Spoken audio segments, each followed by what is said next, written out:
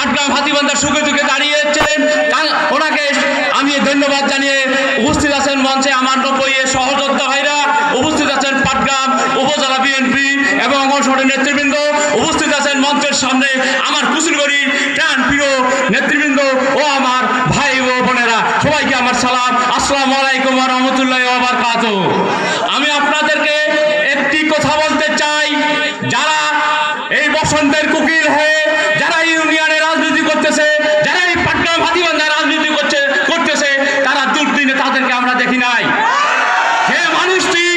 যে মানুষটি আমাদের এই 17টি বছর আমাদের পাটগ্রাম হাতীবান্ধা তথা বৃহত্তর লালমনিরহাটকে দেখেছেন, আমাদের প্রার্থী ধানেশ্বরী মার্কার প্রার্থী ব্যারিস্টার হাসান রাজীব প্রধান ভাই, আমরা কুশলীবাড়ি ইউনিয়ন আমরা ঐক্যবদ্ধ হয়ে এই ব্যারিস্টার হাসান রাজীব প্রধানকে আমরা সংসদে পাঠাবো ধানেশ্বরী মার্কায় ভোট দিয়ে।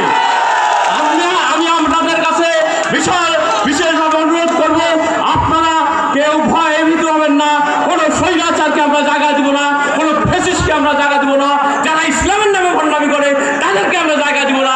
আমরা আমাদের কুশলীবাড়িতে আমাদের ধানেশ্বরীর বিজয় আমরা সুনিশ্চিত করবো এবং আমাদের প্রার্থী আইনের লোক সংসদে পাঠিয়ে সারা বাংলাদেশের উন্নয়নের যে জনগণের সেবায় যে আইন প্রণয়ন করবে, সহযোগিতা করবে এবং আমাদের পাটগ্রাম এবং হাতীবান্ধাকে একটি মডেল উপজেলায় করবে, উনি আমাদেরকে উপহার দিয়ে দিয়ে আশা ব্যক্ত করে আমি আমার সংক্ষিপ্ত কথা শেষ করছি। খোদা হাফেজ।